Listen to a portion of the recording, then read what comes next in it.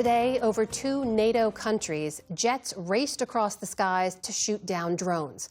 It's the latest example of at least a half a dozen drone incursions in the Baltics just in the last week. The nations along NATO's eastern flank have long been on the front line against Russian aggression.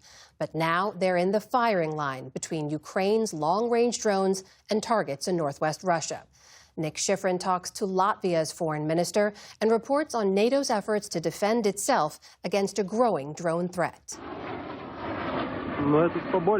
Today in Latvia, fighter jets scrambled to intercept a drone. For at least the third time this month, but this drone, and the one that hit this Latvian oil facility earlier this month, and these drone shards shot down by a NATO jet over an Estonian field were Ukrainian, not Russian. And this week in Lithuania, suspected Ukrainian drones forced government leaders to shelter in a bunker beneath parliament.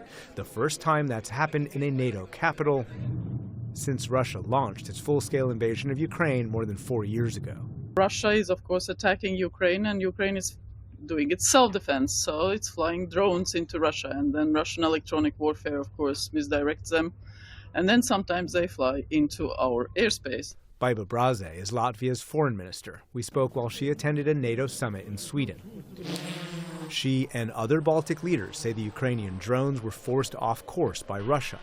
But other European officials have wondered whether Ukrainian drones were autonomous and chose their own incorrect targets. The 2 drones that were examined were found not to be those type of drones, so I won't release any further information as it's classified. Let's remember, if it was not for Russia's war against Ukraine, these incidents wouldn't happen. So it's Russia's fault. Russia accuses Latvia specifically of allowing Ukraine to use your airspace for drone attacks in Russia and even to launch attacks. Is that true?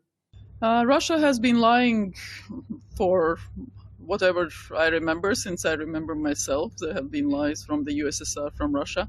So don't believe what Russia says, especially the official representatives. And the truth is that, of course, we are not providing anything to Ukraine's attacks. We are not providing airspace. We are not providing our ground. We are not providing anything.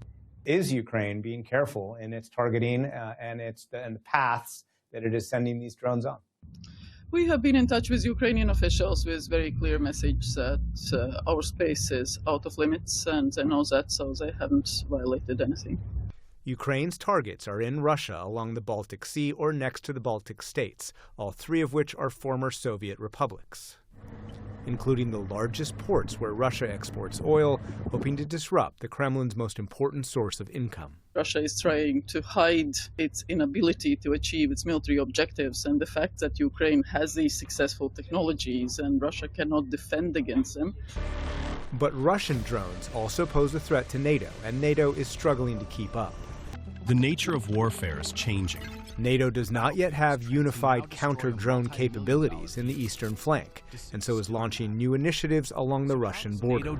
With it, we fight as one. Today, NATO still has to scramble jets and use expensive missiles to target cheap Russian drones. And it's difficult to detect different types of Russian drones as they cross the border. The truth is, none of NATO's countries has a battlefield like Ukraine has. And so we have to make sure that our transformation is faster, that it's massive, that, we have all what is necessary to defend, but also to be ready. So that there are big lessons still to be learned for all of NATO allies. The Baltics are on the front lines, and they conduct exercises in case of Russian invasion and have built border defenses that didn't exist before Russia's full-scale invasion of Ukraine. They've also realized the Ukraine war has become a drone battle and the best source for lessons learned. Ukraine has the most advanced data, most advanced technology, because it's fighting for its existence. And it has been great at innovation, and it has been great at the upgrades within a few weeks and, doing everything that needs to be done in the situation of war. So none of NATO states is in that position. However, we are indeed working with the Ukrainians, and we are carefully following also what Russia is doing, because Russia is also learning. And so it's a race of learning and innovation of how best to defend NATO, even when it's inadvertently from a partner.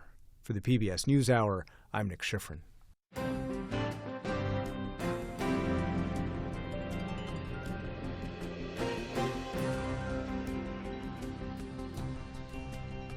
Support journalism you trust. Support PBS News.